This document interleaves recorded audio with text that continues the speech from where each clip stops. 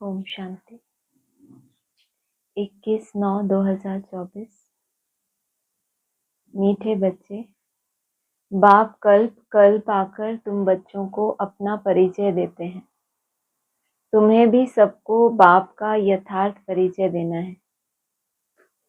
प्रश्न है, बच्चों के किस प्रश्न को सुनकर बाप भी वंडर खाते हैं? उत्तर है, बच्चे कहते हैं, बाबा आपका परिचय देना बहुत मुश्किल है, हम आपका परिचय कैसे दें? यह प्रश्न सुनकर बाप को भी वंडर लगता है। जब तुम्हें बाप ने अपना परिचय दिया है तो तुम भी दूसरों को दे सकते हो, इसमें मुश्किलात की बात ही नहीं। यह तो बहुत सहज है। हम सब आत्माएं निराकार हैं, तो जरूर उनका बाप भी निराकार होगा। मीठे मीठे रूहानी बच्चे समझते हैं, बेहद के बाप पास बैठे हैं। यह भी जानते हैं बेहद का बाप इस रथ पर ही आते हैं। जब बाप दादा कहते हैं, यह तो जानते हैं कि शिव बाबा है और वह इस रथ पर बैठा है, अपना परिचय दे रहे हैं। बच्चे जानते हैं वह बाबा है। बाबा मत देते हैं कि रूहानी बाप को याद करो तो पाप भस्म हो जाए, जिसको योग अग्नि कहते हैं। अभी तुम बाप को तो पहचानते हो तो ऐसे कभी थोड़े ही कहेंगे कि बाप का परिचय दूसरे को कैसे दूं? तुमको भी बेहद के बाप का परिचय है तो जरूर दे भी सकते हो। परिचय कैसे दें, यह तो प्रश्न ही नहीं उठ सकता। जैसे तुमने बाप को जाना है, वैसे तुम कह सकते हो कि हम आत्माओं का बाप तो एक ही है। इसमें मूंझने की दरकार ही नहीं रहती। कोई कोई कहते हैं, बाबा आपका परिचय देना बड़ा मुश्किल होता है। अरे, बाप का परिचय देना, इसमें तो मुश्किलात की कोई बात नहीं। जानवर भी इशारे से समझ जाते हैं कि मैं फलाने का बच्चा हूं। तुम भी जानते हो कि हम आत्माओं का वह बाप है। हम आत्मा अभी इस शरीर में प्रवेश है। जैसे बाबा ने समझाया है कि आत्मा अकाल मूर्त है, ऐसे नहीं कि उसका कोई रूप नहीं है। क्या समझाया कि आत्मा क्या है? अकाल मूर्त। आगे क्या बोला? ऐसे नहीं है कि उसका कोई भी रूप नहीं है। बच्चों ने पहचाना है, बिल्कुल सिंपल बात है। आत्माओं का एक ही निराकार बाप है। हम सब आत्माएं भाई भाई हैं, बाप की संतान है। बाप से हमको वर्षा मिलता है, यह भी जानते हैं। ऐसा कोई बच्चा इस दुनिया में नहीं होगा जो बाप को और उनकी रचना को ना जानता हो। बाप के पास क्या प्रॉपर्टी है वह सब जानते हैं। यह है ही आत्माओं और परमात्मा का मेला। यह कल्याणकारी मेला है। बाप है ही कल्याणकारी, बहुत कल्याण करते हैं। बाप को पहचानने से समझते हो, बेहद के बाप से हमको बेहद का वर्षा मिलता है। वह जो सन्यासी गुरु होते हैं, उनके शिष्यों को गुरु के वर्षे का मालूम नहीं रहता। किसको?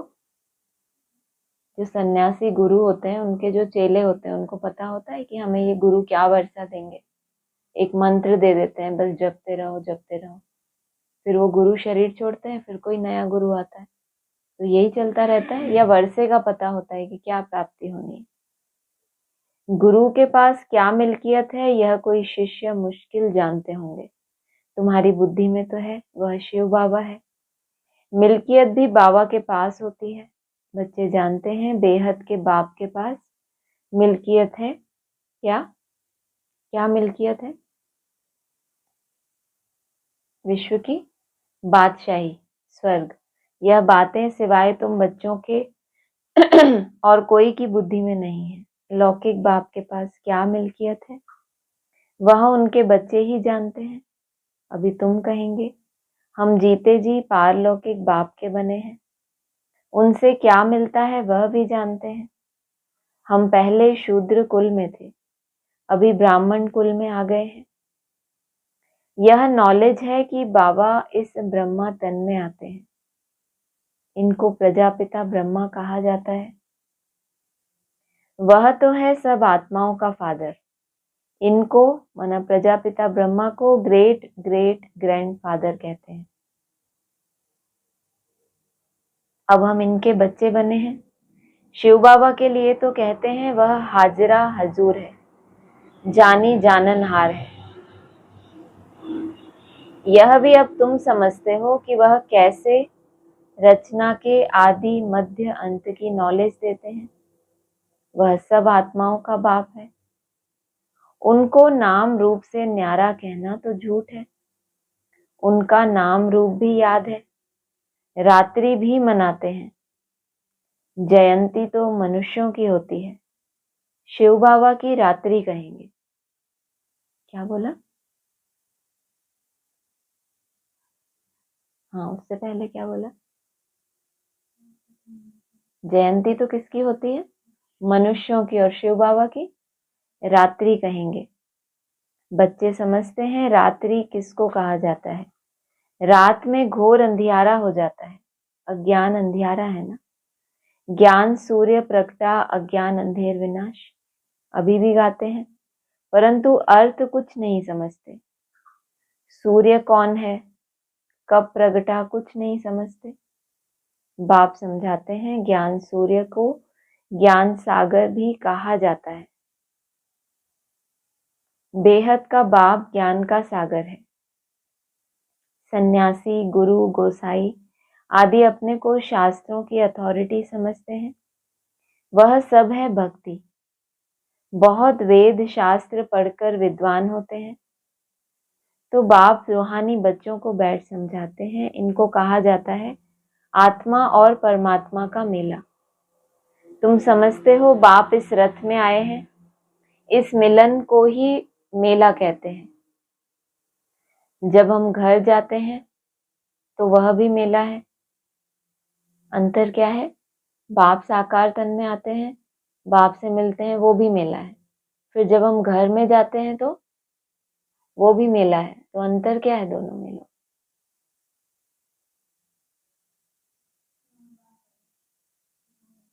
बाप हमारे लिए हमारे समान साकारी बन के आए। फिर जब हम बाप के घर में जाएंगे तो कैसे बन के जाएंगे? जैसे उसके घर की स्थिति है निराकारी, वैसे बन के जाएंगे ना। तो इस मिलन में और उस मिलन में बहुत अंतर है। यहाँ बाप खुद बैठ पढ़ाते हैं, वह फादर भी है, टीचर भी है। यह एक ही पॉइंट अच्छी रीति धारण करो, भूलो मत। अब बाप तो है निराकार, उनको अपना शरीर नहीं है, तो जरूर लेना पड़े। तो खुद कहते हैं मैं प्रकृति का आधार लेता हूँ, नहीं तो बोलूं कैसे? शरीर बिगड़ तो बोलना होता नहीं। तो बाप इस तन में आते हैं, इनका नाम रखा है ब्रह्मा। हम भी शूद्र से ब्राह्मण बने तो नाम बदलना ही चाहिए। कब? जब शूद्र से ब्राह्मण बने तो क्या होगा? नाम, क्या नाम बदल जाएगा? वो तो अभी भी है ब्रह्मा कुमार कुमारी। तो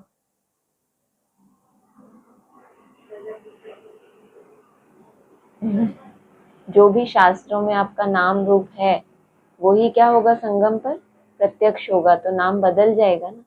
अभी जो मूर्तियां प्रत्यक्ष हैं, त्रिमूर्ति, उनको उनके नाम रूप से ज्यादा जानते हैं, या वो जो यादगार है उनका शास्त्रों में उससे ज्यादा जानते हैं? चाहे ब्रह्मा बाबा के समय पर सबको क्या साक्षात्कार होता था? वही जो उनका भविष्य रूप था। तो हम भी शूद्र से ब्राह्मण बने तो नाम बदलना ही चाहिए। नाम तो तुम्हारे रखे थे। बाबा ने सोचा कि सब शूद्र से ब्राह्मण बन गए, तो बाबा ने क्या कर दिया? क्या किया? नाम रखे थे। कितने नाम रखे थे? कितने? बहुत। कितनी लिस्ट आई थी नामों की वतन से? 250 नाम की लिस्ट आई थी। तो नाम तो तुम्हारे रखे थे, परंतु उसमें भी अभी देखो तो कई हैं ही नहीं। इसीलिए ब्राह्मणों की माला नहीं होती। भक्त माला और रुद्र माला गाई हुई है, ब्राह्मणों की माला नहीं होती। विष्णु की माला तो चली आई है। सूक्ष्म वतन में विष्णु को 4 भुजा वाला दिखाया है, 2 भुजा लक्ष्मी की, 2 भुजा नारायण की। बाप समझाते हैं मैं धोबी हूँ, मैं योग बल से तुम आत्माओं को शुद्ध बनाता हूँ, फिर भी तुम विकार में जाकर अपना श्रृंगार ही गंवा देते हो। बाप आते हैं सबको शुद्ध बनाने, आत्माओं को आकर सिखलाते हैं, तो सिखलाने वाला जरूर यहाँ चाहिए ना। पुकारते भी हैं आकर पावन बनाओ, सिखलाने वाला जरूर यहाँ ही है, फिर भी क्या करते हैं, पुकारते हैं कि आकर पावन बनाओ। वो क्या कह रहा है कि यहाँ ही आया हुआ है, फिर भी इतनी दूरी कि उनको पुकारना पड़ता है। कपड़ा भी मैला होता है तो उनको धोकर शुद्ध बनाया जाता है। तुम भी पुकारते हो, हे पतित पावन बाबा आकर पावन बनाओ। आत्मा पावन बने तो शरीर भी पावन मिले। तो पहली पहली मूल बात होती है बाप का परिचय देना। बाप का परिचय कैसे दें, यह तो प्रश्न ही नहीं पूछ सकते। तुमको भी बाप ने परिचय दिया है, तब तो तुम आए हो ना। बाप के पास आते हैं, बाप कहाँ है? इस रथ में। यह है अकाल तख्त। तुम आत्मा भी अकाल मूर्त हो, यह सब तुम्हारे तख्त हैं जिस पर तुम आत्माएं विराजमान हो। वह तो अकाल तख्त जड़ हो गया ना। तुम जानते हो मैं अकाल मूर्त अर्थात निराकार, जिसका साकार रूप नहीं है। मैं आत्मा अविनाशी हूँ, कब विनाश हो न सके। एक शरीर छोड़ दूसरा लेता हूँ। मुझ आत्मा का पाठ अविनाशी नूंधा हुआ है। आज से 5000 वर्ष पहले भी हमारा ऐसे ही पाठ शुरू हुआ था। 1 संवत से हम यहाँ पाठ बजाने घर से आते हैं। पहले घर में जाते हैं, फिर संवत 1 शुरू होता है, तब पाठ बजाने के लिए घर से आते हैं। यहाँ है ही 5000 वर्ष का चक्र। वहां तो वह तो लाखों वर्ष कह देते हैं, इसीलिए थोड़े वर्षों का विचार में नहीं आता। तो बच्चे ऐसा कभी नहीं कह सकते कि हम बाप का परिचय किसी को कैसे दें। ऐसे ऐसे प्रश्न पूछते हैं तो वंडर लगता है। अरे तुम बाप के बने हो, फिर बाप का परिचय क्यों नहीं दे सकते? हम सब आत्माएं हैं, वह हमारा बाबा है। सर्व की सदगति करते हैं। सदगति कब करेंगे यह भी तुमको अभी पता पड़ा है।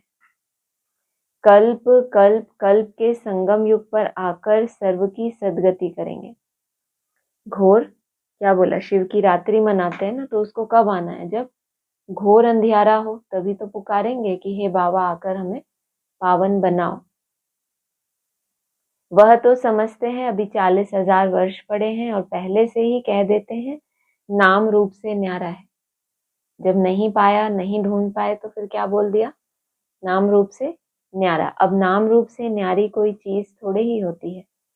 पत्थर बित्तर का भी नाम है ना। तो बाप कहते हैं मीठे मीठे बच्चों, तुम आए हो बेहद के बाप के पास। बाप भी जानते हैं कितने ढेर बच्चे हैं।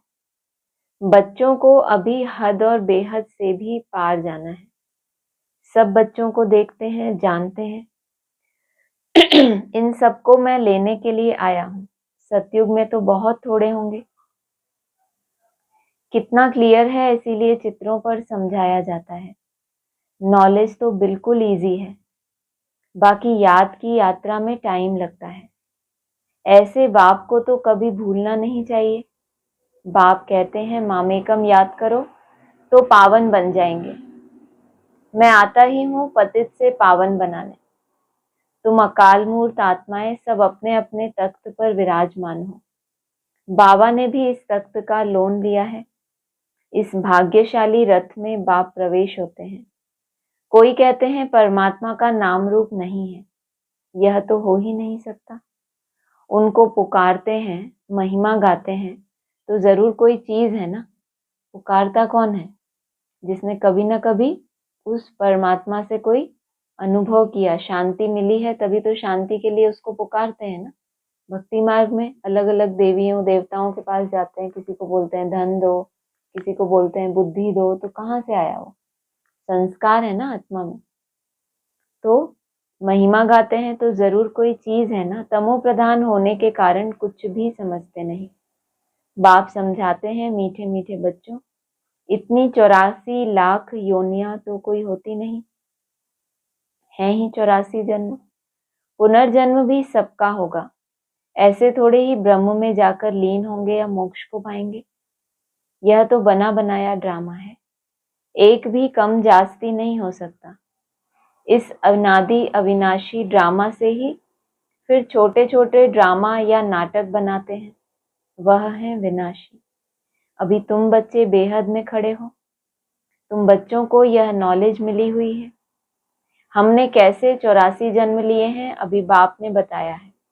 आगे किसी को पता नहीं था। ऋषि मुनि भी कहते थे हम नहीं जानते हैं। बाप आते ही हैं संगम युग पर इस पुरानी दुनिया को चेंज करने। ब्रह्मा द्वारा नई दुनिया की स्थापना फिर से करते हैं। ब्रह्मा द्वारा नई दुनिया की स्थापना फिर से करते हैं। पहले कब की थी? कब की? पहले आदि में। फिर क्या बोला? टूट गई है माला मोती बिखर गए। या फिर ये भी बोला एक सृष्टि बनाई फिर बिगाड़ दी। तो फिर पुरानी को खलास चेंज करना है तो फिर पुरानी को खलास करने से पहले नई रचना रचनी पड़े ना। वह तो लाखों वर्ष कह देते हैं, कोई बात याद भी ना आ सके। महाप्रलय भी कोई होती नहीं। बाप राजयोग सिखलाते हैं, फिर राजा ही तुम पाते हो। माना ब्रह्मा द्वारा सृष्टि रची और पूरी की पूरी समाप्त हो जाए, प्रलय हो जाए, माना सब कुछ नष्ट हो गया, कुछ भी नहीं बचा। लेकिन क्या बोला? काशी नगरी के लिए क्या बोला? छिटक के अलग हो गई। तो पूरी प्रलय तो होती नहीं, उसमें से ही कुछ ना कुछ बीज बचे हुए रहते हैं ना। महाप्रलय भी कोई होती नहीं। बाप राजयोग सिखलाते हैं, फिर राजा ही तुम पाते हो। इसमें तो संशय की कोई बात ही नहीं। तुम बच्चे जानते हो पहले नंबर में सबसे प्यारा है बाप। फिर नेक्स्ट प्यारा है कौन? श्री कृष्ण। तुम जानते हो श्री कृष्ण है स्वर्ग का पहला प्रिंस, नंबर 1। वही फिर 84 जन्म लेते हैं। उसके ही अंतिम जन्म में मैं प्रवेश करता हूँ। अब तुमको पतित से पावन बनना है। पतित पावन बाप ही है। पानी की नदियां थोड़े ही पावन कर सकती हैं। यह नदियां तो सतयुग में भी होती हैं। वहां तो पानी बहुत शुद्ध रहता है, किचड़ा आदि कुछ नहीं रहता। यहाँ तो कितना कचरा पड़ता रहता है। है ज्ञान की नदियां, लेकिन पड़ता क्या है उनमें? कौन सा कचरा? देहभान, व्यभिचार, ये सब क्या है? कचरा पड़ता रहता है। और है क्या? नदी, ज्ञान की ही नदी है। बाबा का देखा हुआ है, उस समय तो ज्ञान नहीं था, अभी वंडर लगता है पानी कैसे पावन बना सकता है। तो बाप समझाते हैं, मीठे बच्चे कभी भी मूंझो नहीं कि बाप को याद कैसे करें। मूंझते हैं इस सब्जेक्ट में या संतुष्ट हैं कि हम जैसे याद करते हैं वो सही याद करते हैं? क्या पूछा बाबा ने? क्या बोला? कुछ नहीं बोला बाबा ने। संतुष्ट नहीं, ऐसा नहीं बोला बाबा ने। ये तो मैंने पूछा। बाबा ने बोला मीठे बच्चे कभी भी मूंझो नहीं कि, क्या बोला? किस बात में मूंझो नहीं? कि बाप को कैसे याद करें। तो कौन मूंझता है? क्या कोई मूंझता है याद कैसे करें? कोई नहीं मूंझता। सब अपनी याद से संतुष्ट है ना, इसका मतलब। शुरू में, शुरू मतलब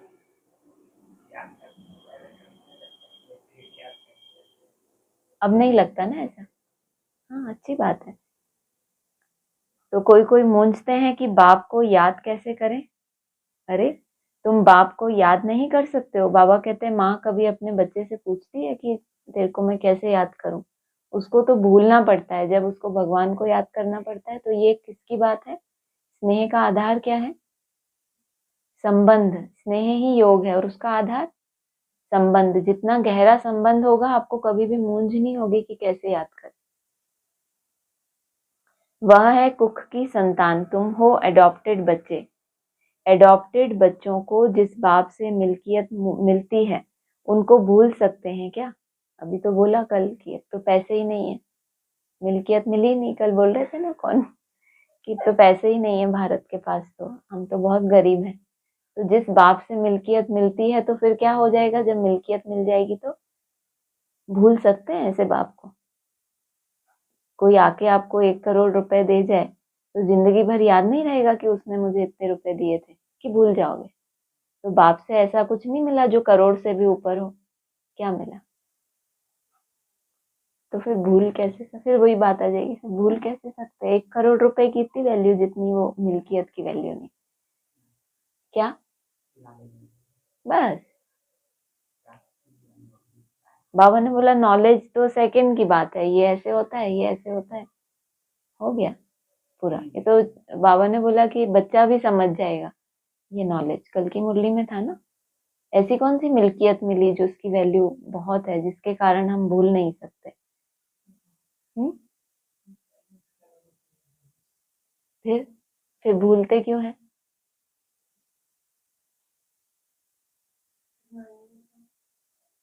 वो भूलने की बात है जो टोटली भूल जाते हैं।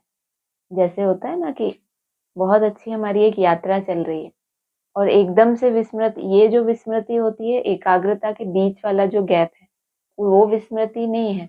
भूल कैसे सकते हो? माना ये वो ब्राह्मण है जिनको विस्मृति हुई हुई है, सिर्फ इतना उनको पता है कि बाप आया है साकार में, ये शिव शंकर महादेव है। लेकिन ऐसे याद जुट जाए, उससे स्नेह जुड़ जाए, कम से कम आपके पास ये परिभाषा है स्नेह ही योग है, उसमें तो अपने आप को परफेक्ट ही मानते हो कि स्नेह में कोई कमी नहीं है। माना वो भूल जाना, जैसे होता है ना किसी की याददाश्त चली जाती है तो उसको याद रहता है कि ये मेरा बाप है।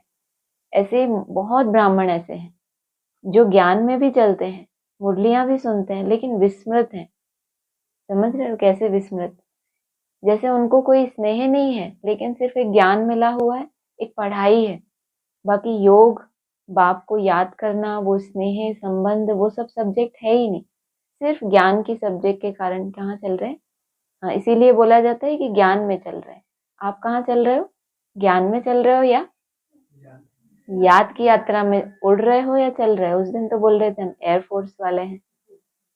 नहीं, अभी चलना भी बोलेंगे तो कोई बात नहीं, अपने आप को हमेशा नीचे से ऊपर ले जाना चाहिए।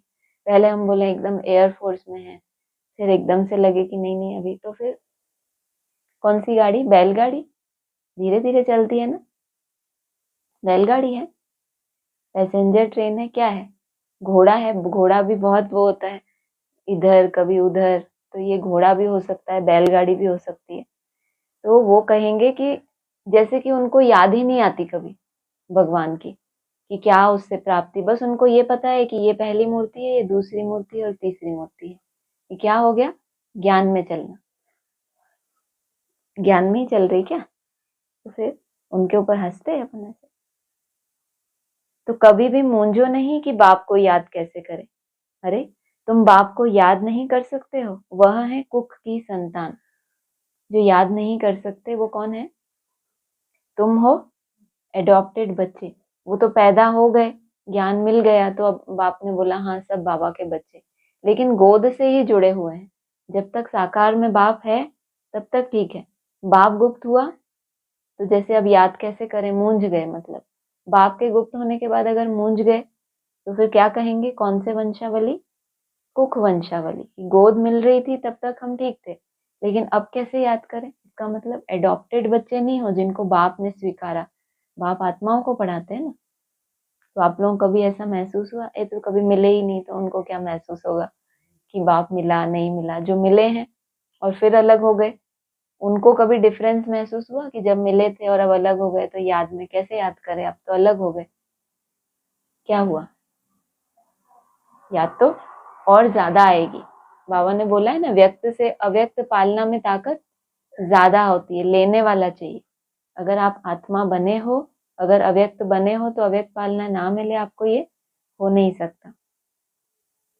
एडॉप्टेड बच्चों को जिस बाप से मिल्कियत मिलती है, अच्छा ये लाइन से समझ आया कि कुख की संतान के लिए नहीं बोला, जो एडॉप्टेड बच्चे हैं जिनको बाप ने भी स्वीकारा है।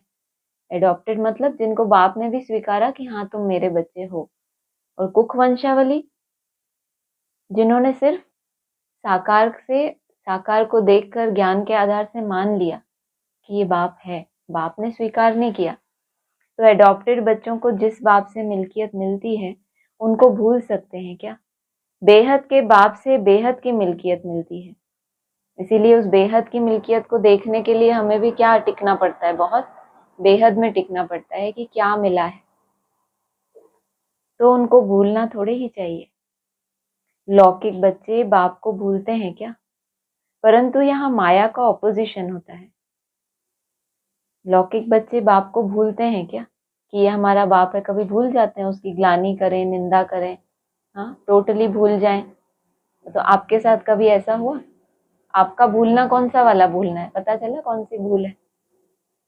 जो एक संकल्प करते हो फिर चाहते हो कि अगला संकल्प ना आए, उसके बीच में भूल जाते हैं तो संकल्प आ जाता है, ये हो गई। ये वो भूल नहीं है जो यहाँ बोला कि लौकिक बच्चे बाप को भूलते हैं क्या? एक बार जिसको आपने अपना बाप मान लिया, कभी ऐसे भूल जाओगे कि ये हमारा बाप है? ये तो कभी संभव ही नहीं है ना। परंतु यहाँ माया का ऑपोजिशन होता है, माया की युद्ध चलती है। सारी दुनिया कर्म क्षेत्र है। आत्मा इस शरीर में प्रवेश होकर यहाँ कर्म करती है। बाप कर्म अकर्म विकर्म का राज समझाते हैं। आत्मा इस शरीर में प्रवेश होकर कर्म करती है, तो ये शरीर क्या हो गया? क्या है शरीर? कर्म क्षेत्र हो गया ना। शरीर क्या हो गया? और आत्मा यहाँ पर विराजमान होकर युद्ध कर रही है माया से। यहाँ रावण राज्य में कर्म विकर्म बन जाते हैं, वहां रावण राज्य ही नहीं तो कर्म अकर्म हो जाते हैं, विकर्म कोई होता ही नहीं। यह तो बहुत सहज बात है। यहाँ रावण राज्य में कर्म विकर्म होते हैं, इसीलिए विकर्मों का दंड भोगना पड़ता है। ऐसे थोड़े ही कहेंगे रावण अनादि है, नहीं। आधा कल्प है रावण राज्य, आधा कल्प है राम राज्य। तुम जब देवता थे तो तुम्हारे कर्म अकर्म होते थे। अब यह है नॉलेज। बच्चे बने हो तो फिर पढ़ाई भी पढ़नी है, बस फिर और कोई अंधे धंधे आदि का ख्याल भी नहीं आना चाहिए। परंतु गृहस्थ व्यवहार में रहते धंधा आदि भी करने वाले हैं, तो बाप कहते हैं कमल फूल समान रहो। ऐसे देवता तुम बनने वाले हो, वह निशानी विष्णु को दे दी है, क्योंकि तुमको शोभेगा नहीं, उनको शोभता है। वही विष्णु के दो रूप लक्ष्मी नारायण बनने वाले हैं। उससे पहले ही उनको क्या दिखा दिया? स्वदर्शन चक्र बनने वाले हैं, अभी बने नहीं है। इसका मतलब ये ब्राह्मण जीवन की बात है कि वही विष्णु के दो रूप क्या बनने वाले हैं? लक्ष्मी नारायण। इसीलिए उनको क्या दे दिया? स्वदर्शन चक्र। तुमको देंगे तो कमल फूल, तुमको देंगे तो शोभेगा नहीं। वह है ही अहिंसा परमो देवी देवता धर्म। ना कोई विकार की काम कटारी होती, ना कोई लड़ाई झगड़ा आदि होता। तुम डबल अहिंसक बनते हो। सतयुग के मालिक थे, नाम ही है गोल्डन एज, कंचन दुनिया। आत्मा और काया दोनों कंचन बन जाती है। कंचन काया कौन बनाते हैं? बाप। अभी तो आयरन एज है ना। अब तुम कहते हो सतयुग पास हो गया है, कल सतयुग था ना, तुम राज्य करते थे। तुम नॉलेजफुल बनते जाते हो। सब तो एक जैसे नहीं बनेंगे। अच्छा, मीठे मीठे सिकिलदे बच्चों प्रति माता पिता बाप दादा का याद प्यार गुड मॉर्निंग। रूहानी बाप की रूहानी बच्चों को नमस्ते। रूहानी बच्चों की रूहानी बाप दादा को नमस्ते। धारणा के लिए सार है, मैं आत्मा अकाल तख्त नशीन हूँ, इस स्मृति में रहना है। हद और बेहद से पार जाना है। पहले हद से निकलकर बेहद में जाना है, फिर बेहद से भी पार जाना है। इसीलिए हदों में बुद्धि नहीं फंसानी। हद की जंजीरें तोड़ते हैं ना लोहे की, तो कहाँ आते हैं? अगली सोने की जंजीर। तो फिर बेहद से भी पार जाना है या बेहद भी रह जाएगा? बेहद बाप से बेहद की मिल्कियत मिलती है, इस नशे में रहना है। कर्म अकर्म विकर्म की गति को जान, विकर्मों से बचना है। पढ़ाई के समय धंधे आदि से बुद्धि निकाल लेनी है। वरदान है, श्रीमत की लगाम को टाइट कर मन को वश करने वाले बालक सो मालिक भव। दुनिया वाले कहते हैं मन घोड़ा है जो बहुत तेज भागता है, लेकिन आपका मन इधर उधर भाग नहीं सकता। क्यों नहीं भाग सकता? आपका मन इधर उधर नहीं भाग सकता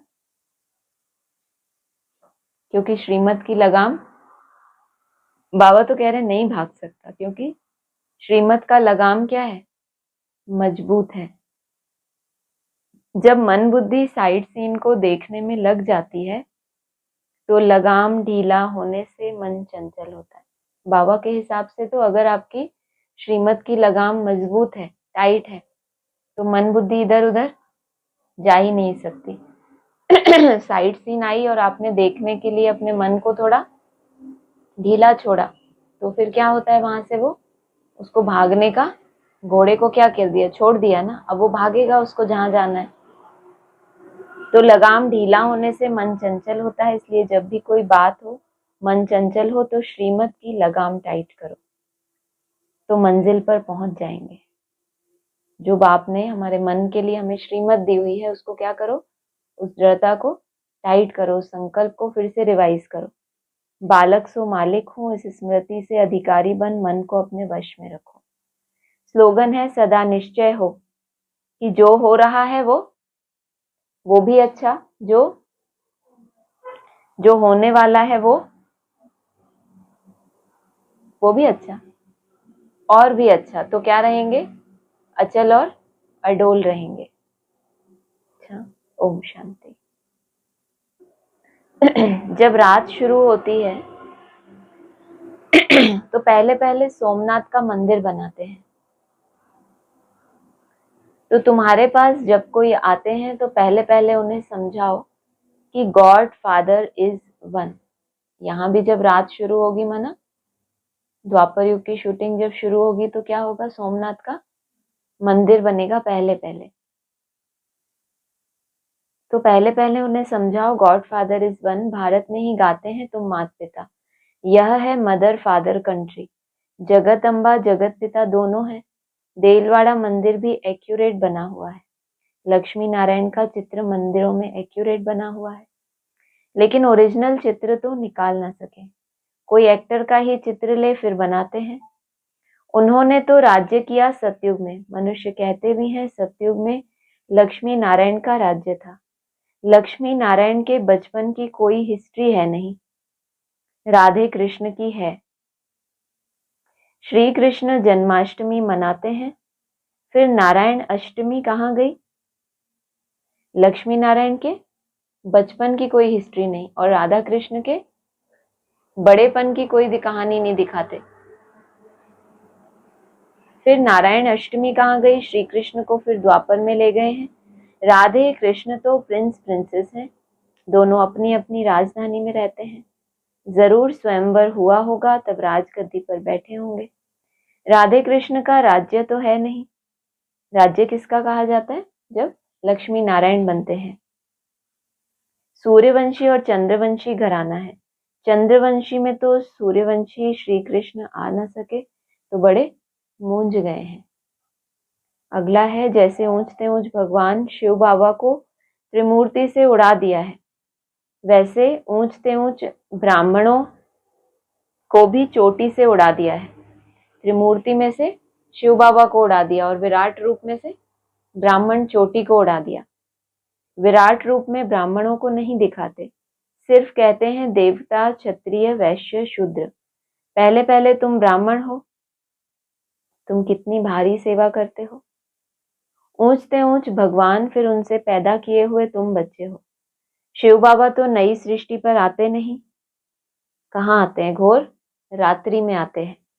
तुम आते हो, शिव बाबा कहते हैं मैं तुमको राज्य देता हूँ, फिर मेरा नाम ही गुम हो जाता है, मैं छिप जाता हूँ। तुम्हारी नई सृष्टि तैयार होती है, फिर मैं छिप जाता हूँ, मेरा नाम ही गुम हो जाता है। मैंने क्या किया, कैसे सृष्टि रची, यह कोई नहीं जानते। 15/4/23 बाप आए हैं बच्चों को स्वर्ग का वर्षा देने। तो बच्चों को कितनी खुशी रहनी चाहिए। कहते भी हैं खुशी जैसी खुराक नहीं। जो सदैव खुशी मौज में रहते हैं उनके लिए वह जैसे खुराक रहती है। वो खुशी उनको क्या देती रहती है? ताकत देती रहती है। 21 जन्म मौज में रहने के लिए यह जबरदस्त खुराक है।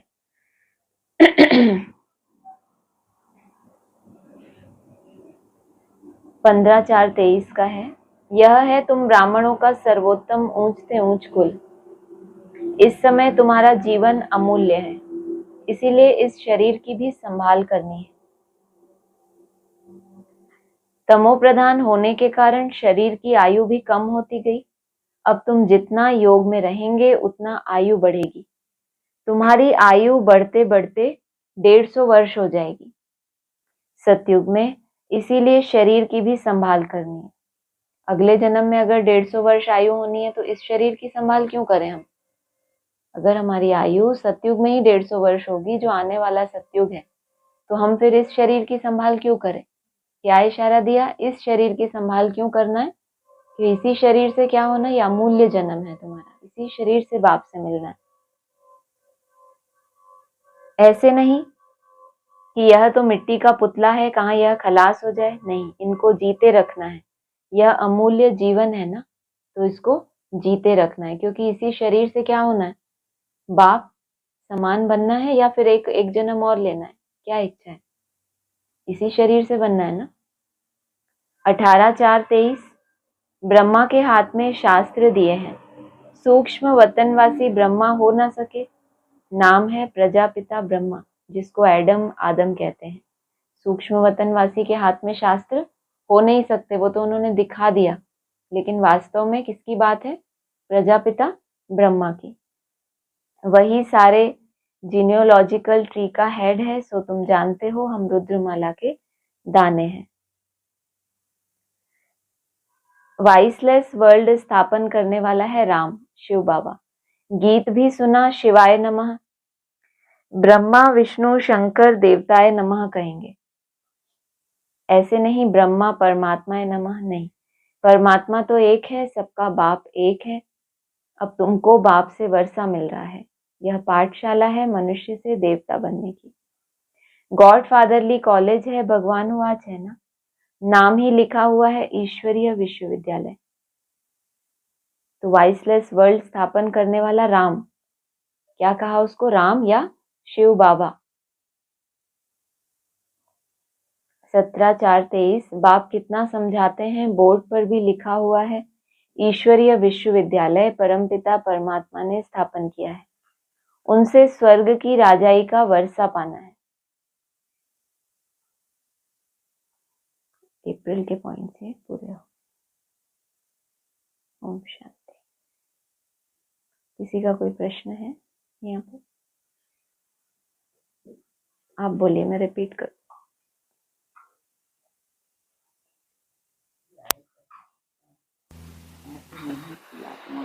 पहले आप माइक ले लो, फिर बोलना शुरू करो।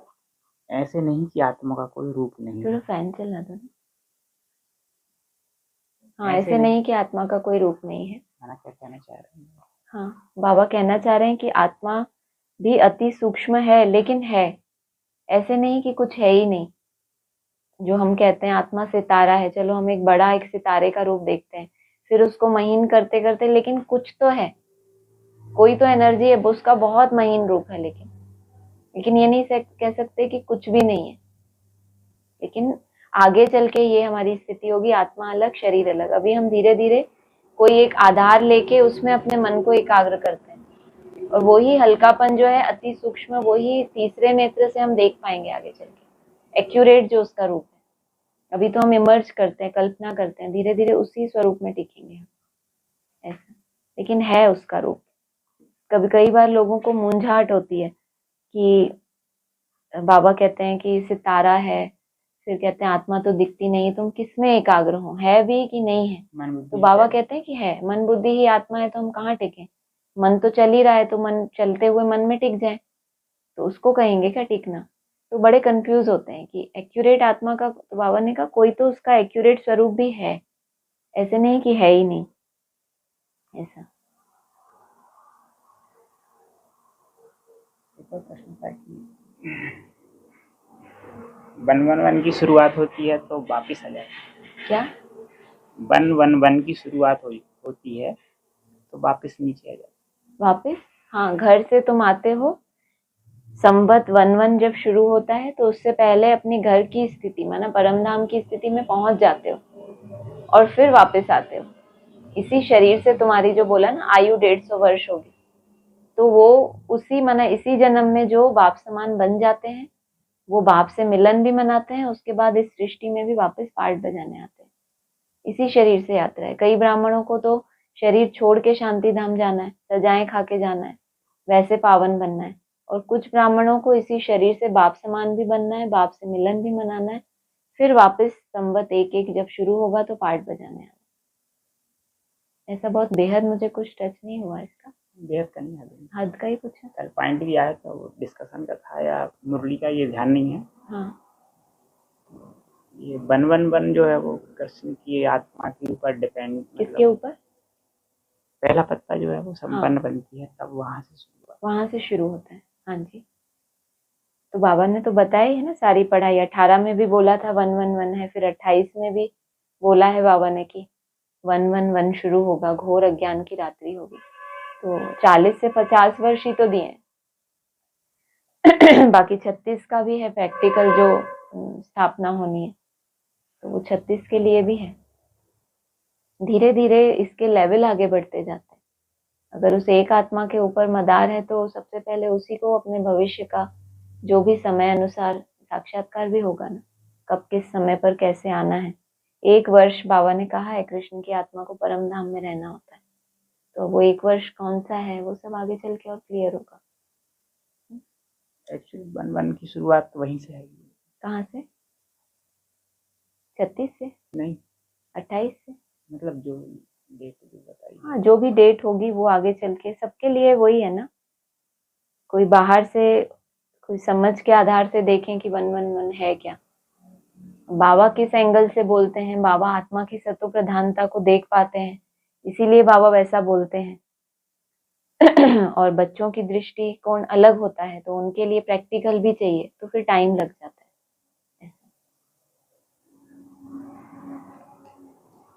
एक और क्वेश्चन था कि पुकारते भी हैं, महिमा भी गाते हैं, तो जरूर कोई चीज है ना। हाँ, इतनी महिमा गाते हैं फिर कह देते हैं बिंदी है, निराकार है। वही हाँ, वही बात है कि है ना जरूर। हाँ जी, ऑनलाइन किसी को कुछ पूछना है?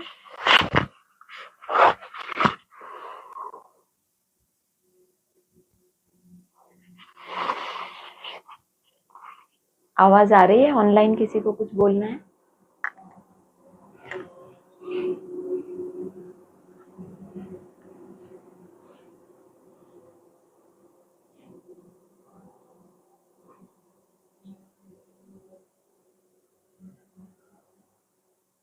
ऑनलाइन आवाज आ रही है सबको? किसी को कुछ पूछना है या डिस्कनेक्ट करें?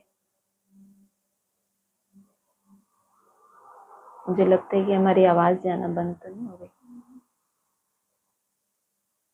ऐसा क्यों होता है? 1 घंटा तो ये जो अभी 111 की बात हो रही है, अभी वहां का क्वेश्चन एग्जैक्टली बताइए ना, क्या था? अभी मुरली में आया था ना कि घर जाते हो फिर जब 1-1 शुरू होता है तो तुम सृष्टि पर आते हो पाठ बजाने। हाँ जी, वो प्रश्न। और ये भी तो कहा ना कि जब 111 होता है तब मैं आता हूँ, आज ये वाला भी पॉइंट। नई सृष्टि में तो मैं आता ही नहीं, ऐसा भी बोला है। मेरा जन्म तो रात्रि में होता है, ये भी आज ही आया था कि शिवरात्रि में होती है। शिव जयंती माना दिन में नहीं, रात्रि में। मनुष्यों की जयंती दिन में होती है, लेकिन जिसको नहीं, आज बोला था ना मनुष्यों की दिन में। आज की मुरली का पॉइंट है ना कि मनुष्यों, हाँ, पढ़ो पढ़ो आप। मेरे को कह रहे हो? मुझे लगा आप बता रहे हो पॉइंट। नहीं, मैं बता रही हूँ। एक सेकंड मैंने पहले नंबर, एक सेकंड, मतलब आज ये आया था, मुझे ये याद है, अभी मैं ढूंढ लेती हूँ पॉइंट कि जब 111 आता है तब मैं आता हूँ। हम आते हैं, मतलब हम बच्चों के लिए बोला, मुझे ऐसा लगता है। कोई निकाल के देखो जाए, मतलब देखो ना, निकाल के पढ़ लो एक्यूरेट क्या है। अभी थोड़ा देख रहे हैं बहने, कुछ और है पूछने का? हाँ जी। शिव जयंती और शिव रात्रि में डिफरेंस अगेन, मतलब ऐसे तो पता है, पर बाबा को सुना था कहते हुए कि जयंती माना मनुष्यों की होती है ना? हाँ, और अभी बोला। रात्रि, हाँ, तो मतलब एग्जैक्ट डिफरेंस, क्योंकि ब्रह्मा कुमारी इसमें भी कभी जयंती कहते हैं, कभी रात्रि कहते हैं।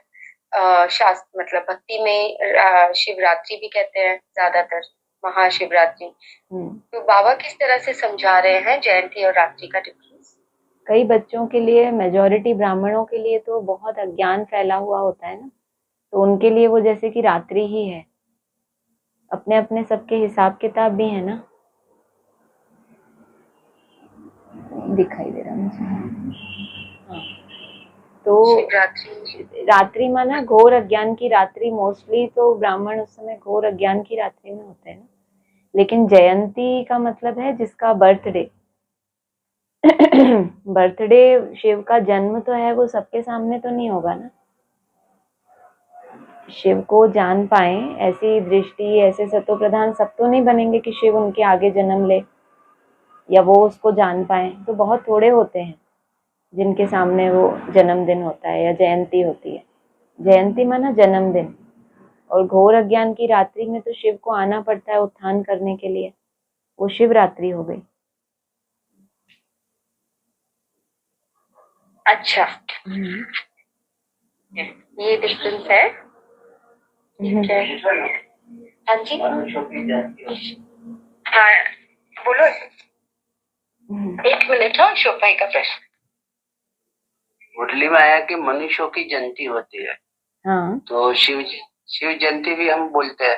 हाँ, तो वो मनुष्य नहीं, वो मनुष्य अलग हो गए ना। मनुष्यों की भी जयंती होती है, माना उनका भी जन्म होता है, प्रत्यक्षता रूपी जन्म। शिव का भी जन्म होता है। मनुष्यों की जयंती होती है, ऐसा वाक्य तो है। मैं भी तो वही कह रही हूँ। श्री कृष्ण जन्माष्टमी मनाते हैं तो वो श्री कृष्ण की जयंती ही तो है। राम की भी जयंती होती है।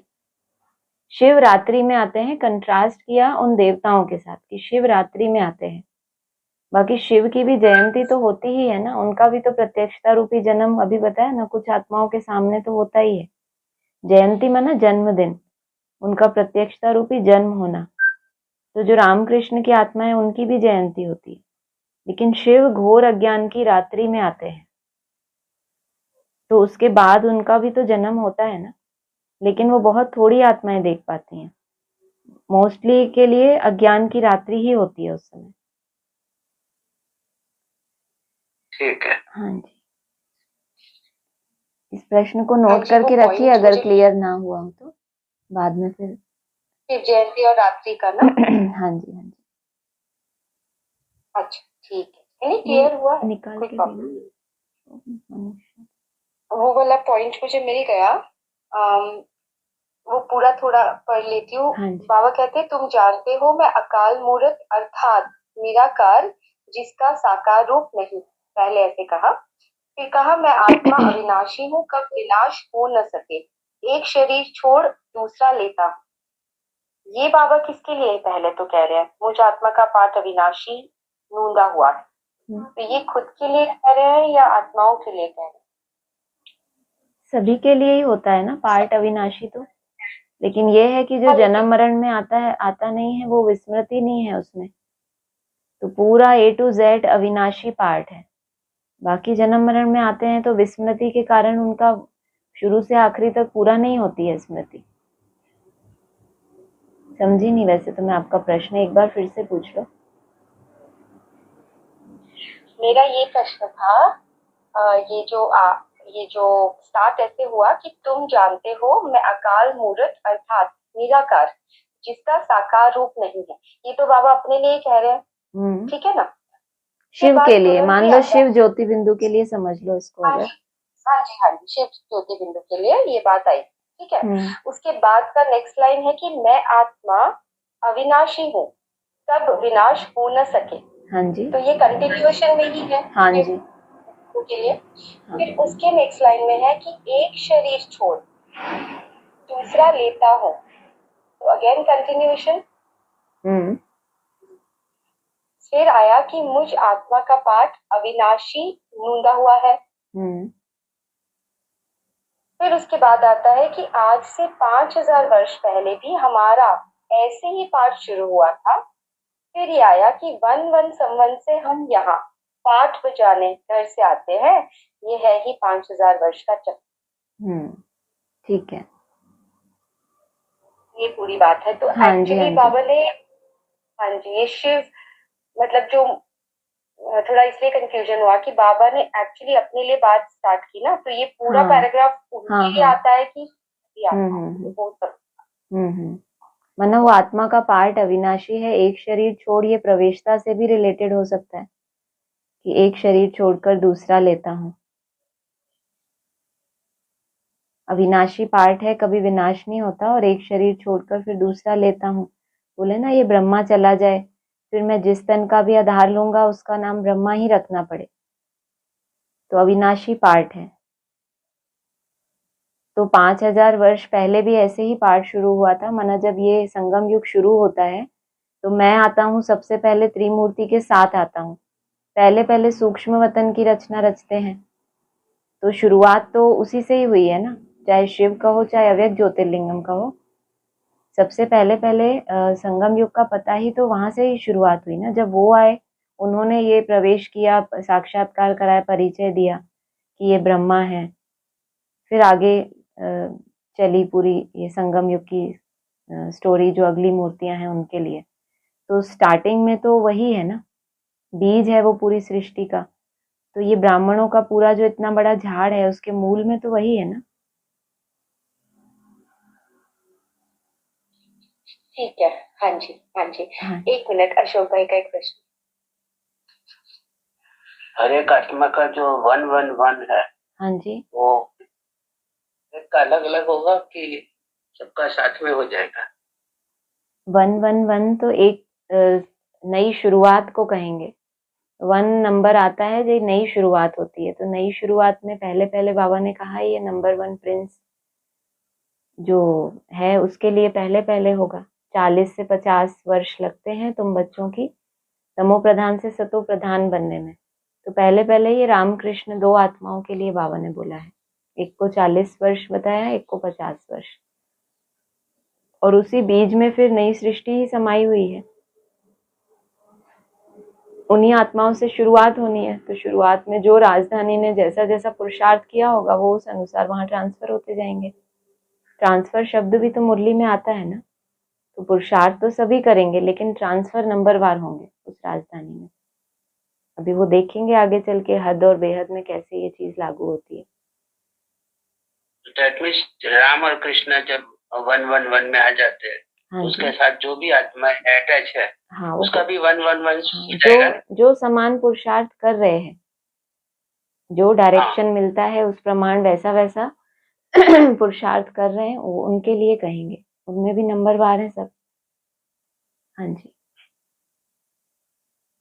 क्योंकि मैं ऐसा समझता था कि जैसे हम बेसिक में आए, जब नया ज्ञान मिला, हाँ जी, हमारा नया शुरुआत हुआ, हाँ जी, तो 111, हाँ, बेसिक में से एडवांस में आए हाँ, तो भी 111, हाँ, और एडवांस में से नई दुनिया में आए हाँ, तो वो भी कुछ नया ज्ञान तो मिला ना। बिल्कुल नई शुरुआत को ही तो 1 कहते हैं। आप जब से ये मान लो, हाँ, नई शुरुआत को ही कहते हैं। बाबा के हिसाब से बाबा जिस लेवल पे देखना चाहता था, जिन आत्माओं को देखना चाहता था उस स्टेज पे, बाबा ने देख लिया कि ये बच्चा स्टेज पे गया, तो बाबा के हिसाब से वो 111 है, क्योंकि उस नंबर 1 आत्मा से ही शुरुआत होनी है ना राजाई की। तो उनको जब बाप देखता है तो बाप कहता है 111। बाकी ये 111 3 है तो तीनों मूर्तियों के लिए भी है। तीनों के संस्कार एक हो जाएं तो कहेंगे 111।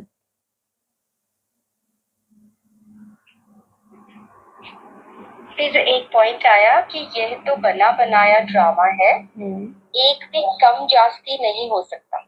इस अनादि अविनाशी ड्रामा से ही फिर छोटे छोटे ड्रामा व नाटक बनाते हैं, और वह है विनाशी। हाँ जी, इसका बेहतर में अर्थ बताओ। छोटे छोटे ड्रामा नहीं होते, इतने सारे शास्त्र लिखे हैं, कहानियां बनाई हैं, ये सब छोटे छोटे ड्रामा है। संगम युग पे जो शूटिंग होती है उसका थोड़ा थोड़ा पोर्शन लेकर शास्त्रों में कितना मिला मिला के रोचक कहानियां बना दी हैं। वैसा है तो ये पूरा ब्रॉड ड्रामा ना, पूरी रचयिता रचना का आदि मध्य अंत, लेकिन उसमें भी छोटे छोटे एपिसोड होते हैं, कई सारे 3-3 कल्प घूमते हैं। उन कल्पों में भी 4 युग होते हैं, 4 युगों में एक्टर्स होते हैं, अपने अपने तरह से पार्ट बजाते हैं। तो कितना ह्यूज ड्रामा है, उसमें से उन्होंने ये छोटा छोटा लेके हद के ड्रामा बना दिए। ये मुझे समझ आया। स्टोरीज जो बनाई हुई है ना शास्त्रों में, त्रिमूर्ति के लिए तो राधा कृष्ण की, तो फलानी, ये सब कहानियां।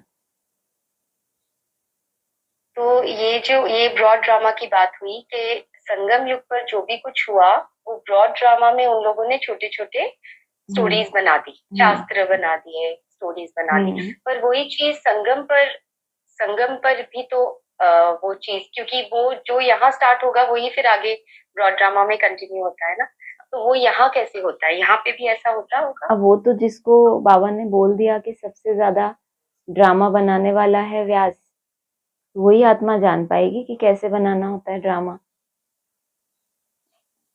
सबसे जास्ती बाबा ने बोला है ड्रामा क्रिएट करने वाला है व्यास की आत्मा। तो इतना ह्यूज जो ड्रामा है उसमें अलग अलग एक्टर्स हैं, सबसे ज्यादा साक्षात्कार भी उसी आत्मा को होते होंगे कि ये फलानी कौन सी आत्मा है, इसका क्या रोल है। तो ड्रामा में अलग अलग शूटिंग पीरियड आता है, तो उसकी एक स्टोरी भी तो बनती है ना, कि अभी सत्युगी शूटिंग है, तो कोर्स नहीं किया आपने, इसमें ये एक्टर्स आए, फिर ऐसा हुआ, फिर फलाना हुआ। कितनी सारी कहानियां सुनी, हमने तो बहुत सुनी, आपने नहीं सुनी? 5 दिसंबर को ये हुआ, तो फिर 18 जनवरी को ये हुआ। हाँ, तो ये तो हुआ ना। हाँ हाँ, तो कहानियां बनी हुई है ना छोटी छोटी। पहले कितनी कहानियां बनी थी 76 में, वो गंगा आई, वो यमुना आई, वो फिर कहाँ चले गए, गायब हो गए, किसी को पता ही नहीं कहाँ चली गई, नाम पता है कि वो है। कितनी कहानियां बनी थी, ऐसे बनती रहती हैं कल्प कल्प कहानियां। तो फाइनल ड्रामा तो फिर जब प्रैक्टिकल में एक्टर अपनी स्टेज सहित आ जाए तब कहेंगे फाइनल, नहीं तो माला बनती रहती है, बिगड़ती रहती है। नहीं पसंद आया जवाब? नहीं आया ना। शीतल बहन कुछ बोल रहे हैं? खुश हो रहे हैं। माना जब तक कोई एक्टर अपनी स्टेज को लेकर प्रत्यक्ष ही नहीं हुआ तब तक तो कहानी ही कहेंगे ना। किसी ने आपको बताया कि वो मूवी में फलाना ऐसा है, अब आपने तो देखा तो नहीं है प्रैक्टिकल में, सिर्फ स्टोरी पढ़ी है। प्रैक्टिकल में उस एक्टर की एक्ट देखोगे तभी आप बता पाओगे ना कि ये मूवी बहुत अच्छी थी, एक्टर बहुत अच्छा था। अभी कहाँ मूवी देखी, अभी तो थ्योरी पढ़ी है। प्रैक्टिकल देखना तो अभी बाकी है, इसीलिए बोला ना पिक्चर अभी बाकी है। क्लासेस में आता था ना 2019 में, रात अभी बाकी है और बात भी अभी बाकी है। अभी तो थ्योरी सुनी है, प्रैक्टिकल देखना तो अभी बाकी है। हाँ जी, ठीक है जी। ओके, ओम शांति। आज तो बहुत अच्छे संगठन है बना हुआ। अरे वाह, बधाई। पूरी क्लास ऑलमोस्ट। हाँ जी, बहुत अच्छा, सब ठीक ठाक। हाँ जी।